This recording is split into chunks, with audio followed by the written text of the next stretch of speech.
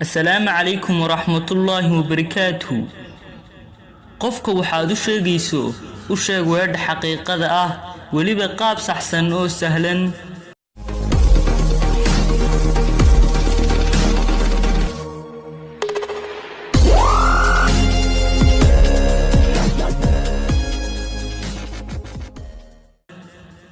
ومن لغم مارمانها إن أد كديرة إن أد أبلوض إن أد شايكت ويرد حقا هي حقيقة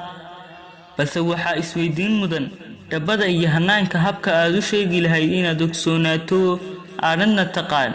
هذا موضوعا وحا أنكو شيقي دونا أسبابكو يسريا إن أد ويرد شايكتو لو شايقهان أي كويلة سامين توغن طلابدني كوباد ugu horeyn u dheh qowlkaaga si qaab naxariis leh oo qanciso qofka aad la hadlayso dareenkiisa waxa hubaala inuu qofkaasi si wanaagsan hawraartaadu ugu duxi doonto talaabadani labaad ha u sheegin oo ha kula degdegin qofka in aad intiisa ku horeysiiso hadalka aanadna ku dhahdo ugu horeynba waad qaldan tahay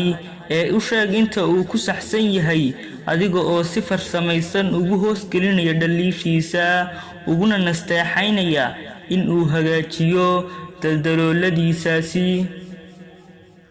talaabadani saddexaad ha wada shaacin oo sheedaha ka sii abaarin ujeedada aad u socoto isku day in aad marba marka ka sii dambaysa aad hadalkaaga si ka fiirsi leh ugu dhigto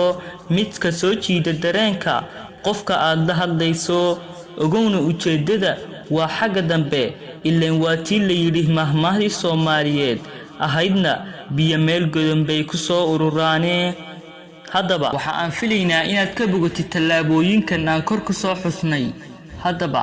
sii sheer garee oo la wadaag walaalaha si ay iyaguna uga faa'iidaan oo ay uga bogtaan